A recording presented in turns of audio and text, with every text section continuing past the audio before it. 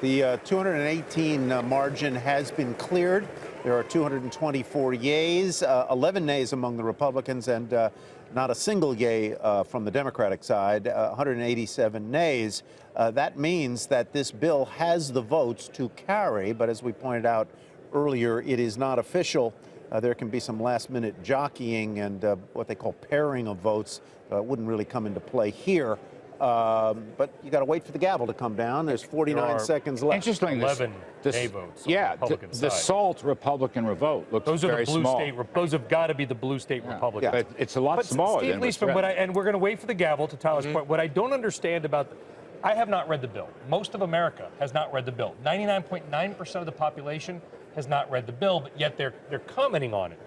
Here's my issue, though. We know one. I'm going to be totally factual. Fact. The bill cuts withholding tax rates by a couple of percent across every income level and raises the income level at which those lower tax rates go. I'm not supporting the bill. I'm saying this is fact, bracket not widening. fake news. Bracket widening. Why are people so reluctant to believe they're not getting a tax cut? I think there's some percentage of people who just distrust the government and what's been said to them over time. I think there's some percentage of people that live in SALT states and don't quite understand how this is all going to play out relative to their taxes.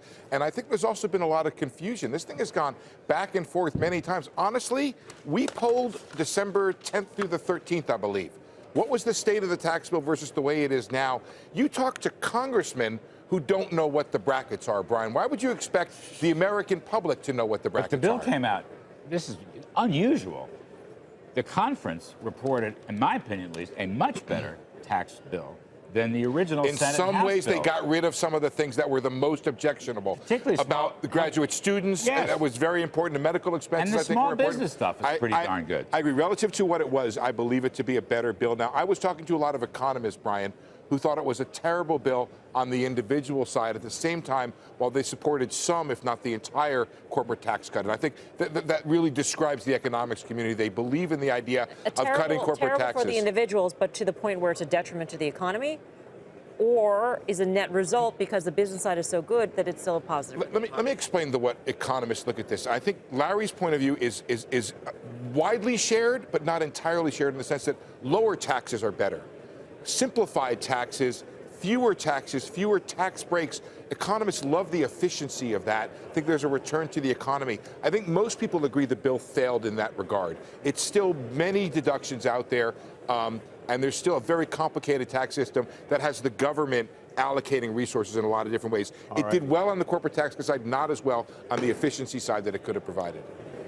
Let's listen, shall we? Have all members voted? Does any member wish to change their vote?